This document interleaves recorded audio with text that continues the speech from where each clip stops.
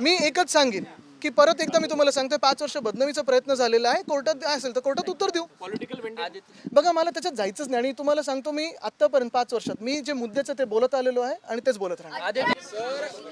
राज्यपालांची तुम्ही सभागृह बंद पाडण्यात आलेलं आहे. ज्यांच्यावर बलात्काराचे आरोप आहे त्यांना ताबडतोब अरेस्ट करा अशी मागणी सभागृहात. बघा पहिली गोष्ट म्हणजे कामाची गोष्ट करूया आपण. आज आम्ही राज्यपाल महोदयांची भेट घेतली. काल आम्ही वेळ मागितली आणि लगेच आम्हाला भेट दिली. आम्ही त्यांचे आभार मानतो. 2-3 महत्त्वाचे विषय ह्याच अधिवेशनाबद्दल आणि हाऊसबद्दल आम्ही त्यांच्यासमोर मांडलेले आहेत. पहिली गोष्ट म्हणजे जी आम्ही मांडली आहे ती काल आपण पाहिलं असेल रिमूव्हल मोशनवरनं जो काही गोंधळ झाला, जी काही गडबड झाली त्याच्यावरनं आम्ही न्याय मागितलेला आहे. कारण ट्रस्ट मोशन एका मिनिटात आली, पॉईंट ऑफ प्रोसिजरमधून आणली आणि सगळं काही गडबड झालेली आहे. असं कधीही हाऊस आधी चालत नव्हतं. ह्या महाराष्ट्राच्या विधानसभेचा, विधान परिषदेचा अपमान हे सरकार आणि त्या खुर्चीवर बसलेले लोक करत आहेत. दुसरी गोष्ट म्हणजे आपण पाहिलं असेल खालच्या हाऊसमध्ये देखील अनेकदा आम्ही बोलण्याचा प्रयत्न केला. वेळोवेळी आम्ही वारंवार विषय मांडण्याचा प्रयत्न करत असतो. मग कधी अबू अझमी असेल, कधी औरंगजेब असेल, कधी अजून कोण असेल, त्याच्यावरनं सत्ताधारीच पक्ष हाऊस बंद पाडतं कारण त्यांच्याकडे अजेंडा राहिलेला नाही आहे काही. आणि तिसरी गोष्ट सगळ्यात महत्त्वाची म्हणजे काल देखील मी तुमच्यासमोर येऊन जे विषय मांडला, आम्ही प्रश्नोत्तराचा तास असेल किंवा लक्षवेधी असतील किंवा इतर कुठच्याही म्हणजे आमचा प्रस्ताव असेल, मंत्री बसतात, नाही बसत, सेक्रेटरी असतात, नसतात, ह्या सगळ्या विषयांवर कुठे ना कुठेतरी गांभीर्यपूर्वक चर्चा झाली पाहिजे. आम्ही विनंती राज्यपाल महोदयाने ही केलेली आहे की त्यांनी सरकारमधले प्रतिनिधी बोलून घ्यावे आणि त्यांना समज द्यावं, मुख्यमंत्र्यांना बोलून घ्यावं आणि मुख्यमंत्री महोदयांनी सगळ्याच कॅबिनेट मंत्र्यांना समज द्यावी की उत्तर स्वतःची स्वतः द्यावी, अभ्यासपूर्वक द्यावी, अभ्यास करून यावं आणि विधानसभा किंवा विधान परिषद चालू असताना मंत्र्यांनी तिथे हजर राहावं, सगळे अधिकाऱ्यांनी तिथे हजर राहावं.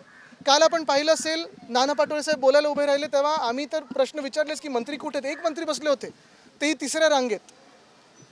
ती अदृश्य गॅलरी जी असते तिथे एकसुद्धा सेक्रेटरी नाही, डेप्युटी सेक्रेटरी नाही, खात्याचं कोणी घेणं देणं असलेला माणूस नाही, PA नाही. आणि हे सगळं होत असताना फक्त आम्ही विरोधी पक्ष म्हणून नाही तर आज जनतेतून निवडून आलेले आमदार म्हणून इथे आलेलो आहोत. कारण आम्ही जनतेचे प्रश्न मांडत असतो. सत्ताधारी आमदारांसारखं हाऊस आम्ही बंद पाडत नाही. पण विषयावर चर्चा करताना मंत्र्यांना गांभीर्य असायला पाहिजे. सत्ताधारी लोक काल देखील, सत्ताधारी आमदार देखील काल आमच्यासोबत सुरात सूर मिळवून त्यांनी देखील हाऊस 10 मिनिटासाठी तहकूब करून घेतलं. कारण ते देखील म्हणत आहेत की सत्ताधारी पक्षातले असो की विरोधी पक्षातले असो, जे काही आमच्या मागण्या असतील, कपात सूचना असतील, जे काही आमची विनंती असतील, ह्या सगळ्या चर्चेच्या तिथे मंत्र्यांकडून गांभीर्यपूर्वक विचार झाला पाहिजे. नेत्याबद्दल आपण काही मागणी केली आहे का? बघा आम्ही त्याच्यासाठी आलेलो नाहीच आहे. कारण विरोधी पक्ष नेत्याचं आम्हाला उत्तर हे अध्यक्ष महोदयांकडून येणं बाकी आहे. आमची ही अपेक्षा आहे, अजूनही चांगल्यात आमचा विश्वास आहे आणि हा विश्वास आहे की लोकशाहीचं जे काही आत्तापर्यंत प्रथा परंपरा पाळत आलेलो आहोत ती पाळली जाईल आणि आम्हाला विरोधी पक्ष नेता दिला जाईल. कालपासून जे तुमच्यावर आरोप होत आहेत, कालपासून तुमच्यावर जे आरोप होत आहेत, सुरुवातीला तुम्ही ज्या गोष्टीचा उल्लेख केलात की तुमच्यावर देखील आरोप होत आहेत कालपासून, आज सभागृह देखील बंद पाडण्यात आले. आता तुम्ही पण ह्या गोष्टीशी साक्ष आहात. गेले 5 वर्ष बदनामीचा प्रयत्न हा होतच आहे सातत्याने. कोर्टात आहे, कोर्टात बोलू. पण महत्त्वाची गोष्ट हीच आहे, मी तुम्हाला वारंवार सांगितलेलं आहे की आम्ही आणि खास करून आपण पाहिलं असेल माझं ट्विट असेल किंवा आम्ही सगळेच एकत्र आम्ही ह्या सरकारला ह्या एका अधिवेशनामध्ये एक्सपोज केलेलं आहे. फक्त आम्ही नाही तर संघाने पण एक्सपोज केलं आहे. काल तर संघातले देखील लोक बोललेत ना की औरंगजेब विषय हा चुकीचा आहे. मग आता भाजपचे मंत्री त्यांच्यावर कारवाई करायला मागणार का? आज आम्ही हाच प्रश्न विचारत आहे की महाराष्ट्र हा नेऊन कुठे ठेवलेला आहे. आज आपण पाहाल तर क्राईम्समध्ये मग महिलांवर अत्याचार असतील, शेतकरी आत्महत्या असतील, शेतकऱ्यांची परिस्थिती असेल, ह्याच्यात तर महाराष्ट्राची परिस्थिती बिकट होत चाललेली आहेच. पण त्याचसोबत माझ्या सगळ्या सहकार्याने इथे त्यांच्या अधिवेशनाच्या भाषणामध्ये अर्थसंकल्पावर बोलताना भाजपचे जे किंवा ह्या महाझुटीचे जे काही प्रमुख मुद्दे होते ज्याच्यावर निवडणूक जिंकले असं ते बोलतात, निवडणूक जिंकले हे निवडणूक आयोगामुळे, वोटर फ्रॉडमुळे, तरी देखील जे काही त्यांचे 10 मुद्दे होते एकसुद्धा मुद्दा ह्या अर्थसंकल्पात आलेला नाही आहे. त्यांना त्याच्यावर एक्सपोज केलं आम्ही, त्याच्यावर औरंगजेबावर एक्सपोज केलेलं आहे, त्यांच्या हिंदुत्वावर एक्सपोज केलेलं आहे. प्रत्येक गोष्टीवर एक्सपोज केल्यानंतर राजीनामा द्यायला लागला आणि हे सगळं झाल्यानंतर आपण पाहताय की आज हाऊस बंद कशावरनं पाडायचं, तर माझ्यावरनं पाडायचं, पाडू द्या.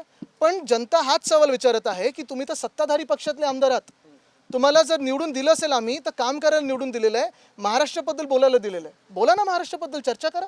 आदित्यजी आपण पाहिलं असेल तर अर्थसंकल्प याचिका पुन्हा एकदा दाखल केलेली आहे. इतक्या दिवसानंतर हे प्रकरण पुन्हा का आलं असं आपल्याला मी हेच तुम्हाला सांगतो ना, 5 वर्ष सतत हे जे काही चालू आहे कोर्टात जे होईल ते होईल. आदित्यजी आपण पाहिलं असेल पॉलिटिकल आदित्यजी कुठेतरी मी एकच सांगेन की परत एकदा मी तुम्हाला सांगतोय 5 वर्ष बदनामीचा प्रयत्न झालेला आहे. कोर्टात असेल तर कोर्टात उत्तर देऊ. पॉलिटिकल वेंडे बघा मला त्याच्यात जायचंच नाही आणि तुम्हाला सांगतो मी आत्तापर्यंत 5 वर्षात मी जे मुद्द्याचं ते बोलत आलेलो आहे आणि तेच बोलत राहणार. आदित्य जी, हिंदी में बता दीजिए दिशा सालियान मुद्दे को लेकर एक बार फिर आपका नाम चर्चा में है, क्या कहेंगे? थोड़ा नीचे लीजिए ना, दिखेगा नहीं. आदित्य हाँ एक ही सवाल है ना आपका. यही पहले तो मैं काम की बात करता हूँ. आज हमने महाराष्ट्र राज्य के राज्यपाल महोदय से समय मांगा था, उन्होंने समय दिया भी.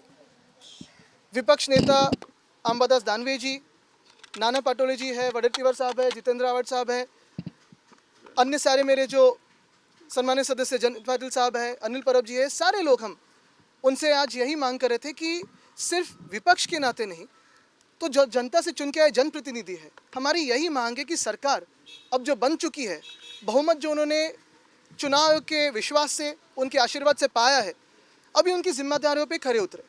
हम जो बातें करते हैं और आज जो हमने मांग की है वो यही है. एक तो कल आपने देखा होगा विधान परिषद में पहले जैसे कभी नहीं वैसे ही हमारे रिमूवल मोशन को टुकराया गया. ट्रस्ट मोशन 1 मिनट में एक अपारंपरिक पद्धति से लाया गया. दूसरी बात यही होती है कि जो भी विषय जो भी सवाल विधिमंडल में करते हैं, विधायक के नाते करते हैं, तो सरकार के मंत्री वहाँ बैठे तो सुनते हो. और सिर्फ ऑपोजिशन के विधायक नहीं, सिर्फ विपक्ष के विधायक नहीं, तो सत्ताधारी पक्ष से भी विधायक जो है कल उन्होंने भी हमारे साथ सुर में सुर मिला के हाउस को अडजन करवाया क्योंकि सिर्फ एक मंत्री बैठे हुए थे.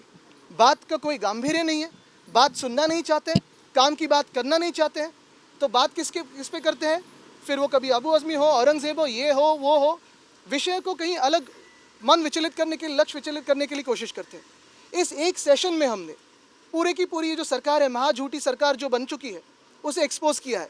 फिर वो बजट के बारे में हो या फिर उनके प्रोमिसेस जो फेक प्रोमिसेस है उनके बारे में हो, उनके फेक नैरेटिव के बारे में हो, उनके फेक हिंदुत्व के बारे में हो, सारी की सारी बातें हमने एक्सपोज की है. सिर्फ हमने नहीं तो कल स्वयं आरएसएस ने भी बीजेपी को एक्सपोज किया है दंगों के ऊपर से.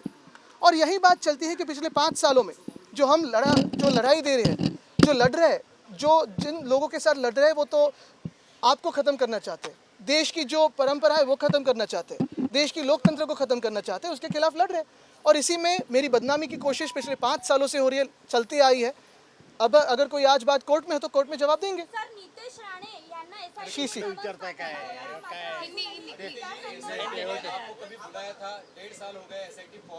देखिए मैं तो लड़ते आया हूँ और अभी भी आप ही के लोगों में हूँ. लोगों से जो लोगों के काम है वो लेके जा रहा हूँ. बात यही है कि बदनामी की कोशिश चलती रहेगी. मेरी लड़ाई इस देश के लिए चलती रहेगी.